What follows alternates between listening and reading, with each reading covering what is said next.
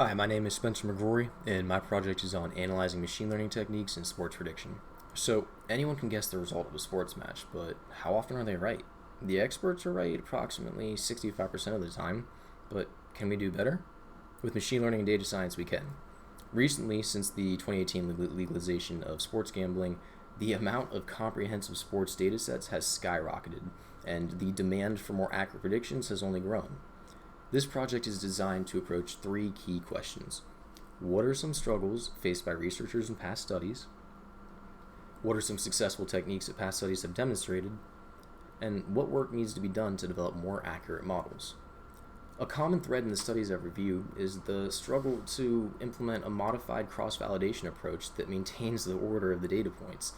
The solution to this would be using a dedicated portion of the sports season as a training set and a dedicated portion as a testing set instead of using all the data at once without order. It's obvious the fault in using future matches to predict past matches. So when we look at studies like the one conducted by David Orendorff and Todd Johnson in 2007, we have to take the results with a grain of salt. Now, when we look at the past and recent studies that have had success in achieving predictive accuracy approximately 65% and higher without obvious faults in their testing splits, the evidence shows that the most critical aspect lays in feature selection. Bunker found that the quality of features selected is more influential to the accuracy than the size of the dataset itself, and we could look at this more in the future research section. Furthermore, in the 2018 study conducted by Jasmine Callawag, they identified that, at least in the case of the NBA, the prior 3 matches were much more quality predictors of the next match's outcome than even the last 10 games. In fact, it was approximately 8 to 10% lower when the last 10 games were used, consistent amongst the different models that they used.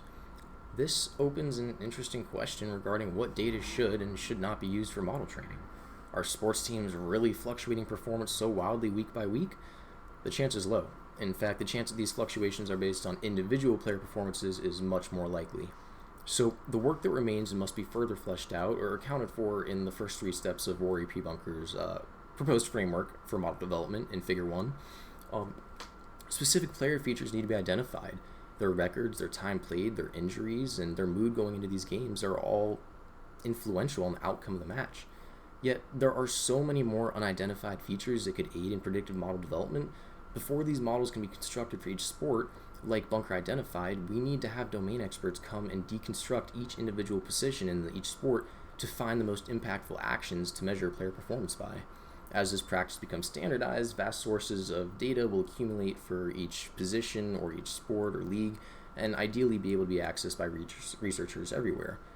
Moving forward, it is imperative that experts account for player data when they're developing their models in order to gain insight into the inter-team dynamics as well, and be able to leverage that to increase their predictive accuracy. Thank you.